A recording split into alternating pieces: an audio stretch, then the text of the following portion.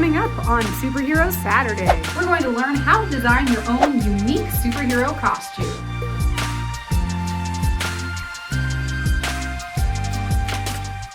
Hello super friends, and welcome back to another episode of Superhero Saturday, where we talk about the arts of superheroes, storytelling, and so much more.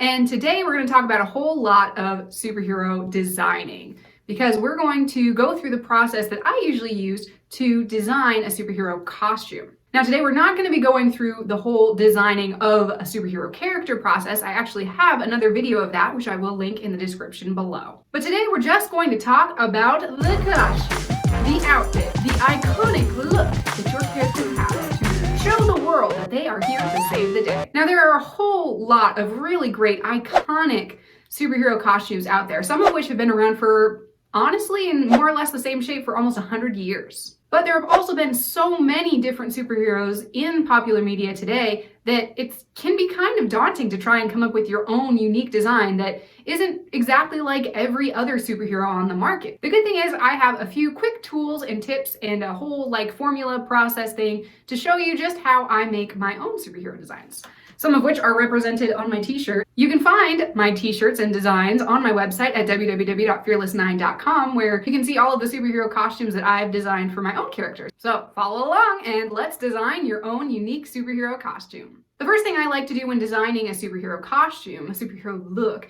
is to pick the main colors for that costume. Now there are a lot of color theory things out there that tell you which colors go together and which don't. But in my just experience of fashion and looking at design and the history of, how looks come and go throughout the decades, pretty much if you use this formula, you can just pick any colors you want and they'll go with it. If it looks good to you, then it looks good to us. So you're going to end up picking a maximum of 3 colors for your superhero costume. Not 4, not 5, narrow it down to 3. The first color you pick is going to be your base color, which kind of sets the foundation and the tone for the rest of your color scheme. And again, any color will do.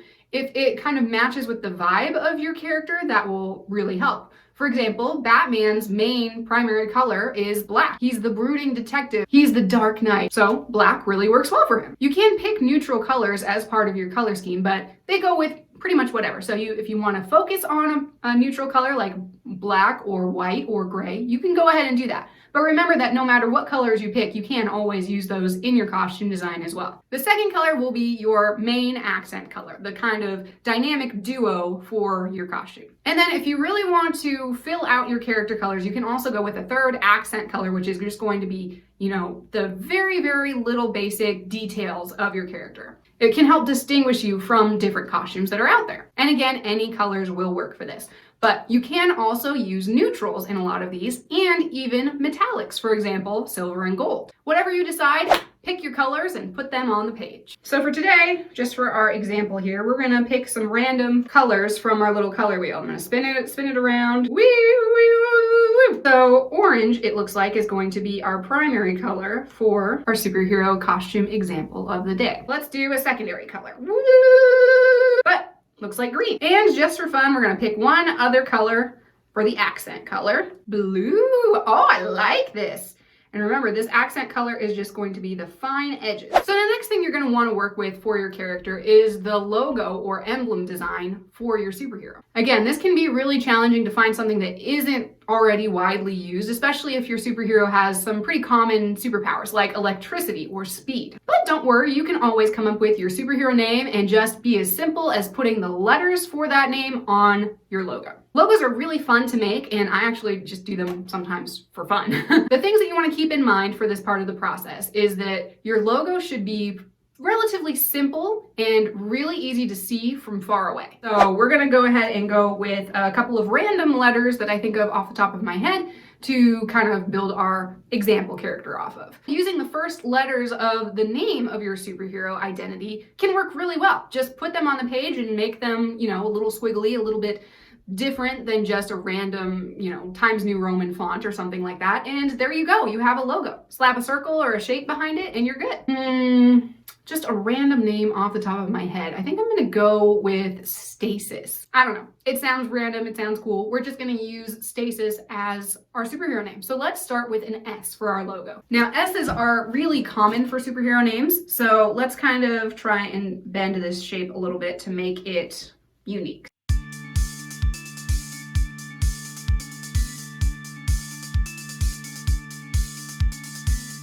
All right, so I think we're gonna stick with this guy. He's got a cool little blocky feel, and it can be easily reproduced on a costume or merchandise or a billboard or a bat signal into the sky. Totally works. And really all we did was draw an S on the screen. The next step is designing the actual costume that goes onto your superhero. The first rule that I like to follow is very simple. No capes. No capes!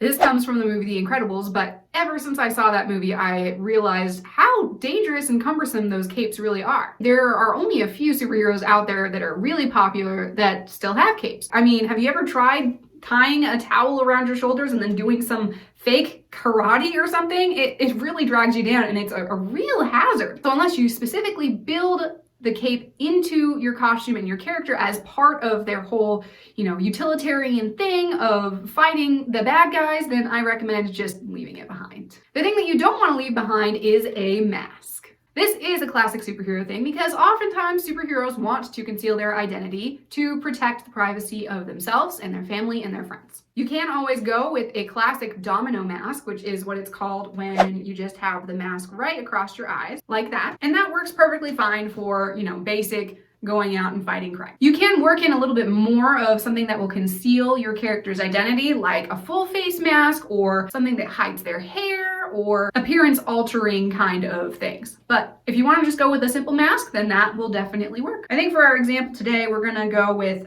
over the head mask. There we go. The next step is very important, in my opinion. You need to have your superhero protected from head to toe, or at least from the neck down. And by this, I mean you want to give your character a full body costume. Think about it this way. If you're going into battle and any part of your skin is exposed, then that creates a really big opportunity for the bad guy. It creates weakness for your character and something with a lack of protection so that the bad guys can just go poke right there. Now, because of the origin of superheroes and the way that their history has gone, a lot of superheroes do have, fairly revealing costumes. Like, for example, Power Girl or Wonder Woman. But it makes no utilitarian sense. If you're going to go into battle, then you want to have as much of you protected as possible. And the idea behind the superhero costume is that it's already some kind of armor to protect you, to give you that little extra advantage when you might get hit by one of the baddies. So we are going to leave our Stasis superhero with her chin exposed just for speaking and clarity and stuff like that. And the rest of her is going to be totally covered in a full bodysuit. Bam, and done. The next thing you want to consider is 3 parts: the gloves, the shoes, and a belt. And this is where you can really start getting a little bit more creative with your costume. If you want to adjust, your hem length or your hem style or the angles, or whether your character is wearing, opera length gloves or just like fingerless gloves, go ahead and go at it. This is your time to be super creative. And you can do all of this over the top of that full body costume, so your character is still totally protected, but has something unique. So for our random example, we're gonna give her one of my favorite styles, which is angled elbow length gloves. Kind of can give you protection from getting hit right here, but still gives you room to move. We're also gonna give her some, let's go thigh-high boots, and let's do a belt. And the easiest thing for this part of the process is to just stick the logo on their chest, which is classic superhero style. You can do, like I've done with a couple of my heroes, is put the logo really small over their heart or in a different area, maybe on their forehead or maybe on their belt, but generally speaking, toward the front half of their body and somewhere that is clearly visible to the public. There we go. And this is also the portion if you really want to make your character a little bit extra feminine, you can add a skirt or something over the top of the full length bodysuit. At this point, you already have leggings and stuff on, so you're generally well protected. As long as the skirt doesn't get in the way of your fighting, or if you want to add like shorts or like a tunic style thing, just make sure that your character is still protected over their whole body. Or if you even want to do the classic, underwear on the outside of your pants kind of thing,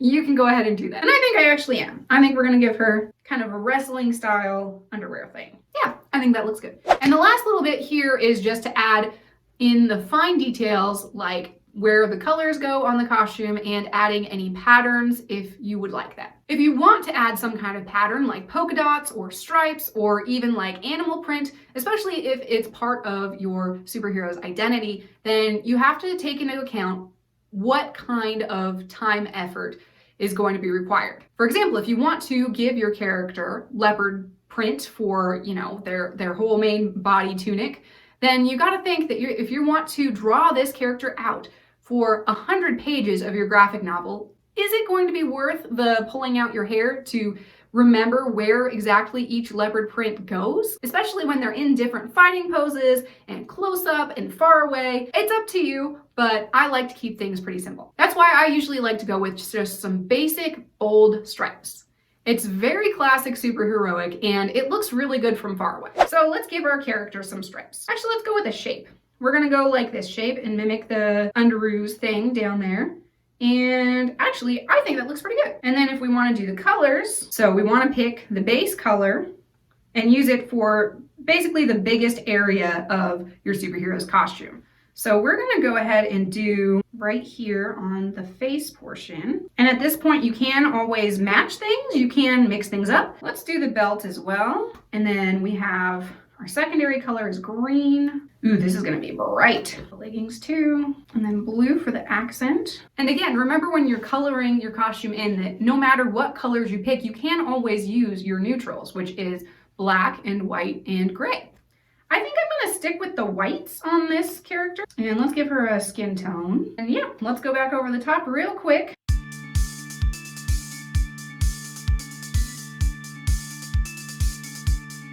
There we go. I think that looks pretty good.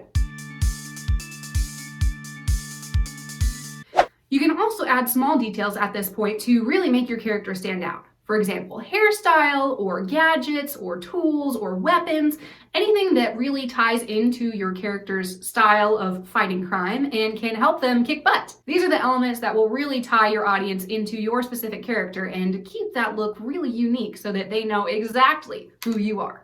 And then the final step of this process is actually kind of a bunch of steps. A bunch of little steps, thankfully. Your next job is just to draw this character over and over and over again. Sometimes with your original picture as a reference, and sometimes without your picture as a reference, just from memory. And the purpose of doing this is just to kind of experiment and give yourself another opportunity to refine your character's look. At this point, you really can change anything. So if you decide that this red and green thing is really bright and we might need to tone it back a little, you can change the colors at this point. Or if you decide that having the boots and the gloves match is actually something that your character wants to do, then you can go ahead and change it at that point as well. And then when you're drawing it over again from memory, you can give yourself a chance to memorize what your character's costume is, so you don't have to have a reference every time, but also give yourself a chance to mess up. Because sometimes when we do something that quote unquote seems wrong, we might be able to come up with something that's even better. And there you have it. You've got your own original, unique costume design for your superhero. If you ended up using this formula to create your own unique superhero, go ahead and share those with me on social media and I'll take a look at them. And if you liked this video, go ahead and give us a big thumbs up. And subscribe to our channel if you want to see more superhero content every single week. You can also go over to Patreon and support us over there, or go to our website at www.fearless9.com to see the superheroes that I've created and get some content to sink your teeth into. Thanks so much for watching, Super Friends, and we'll see you next week.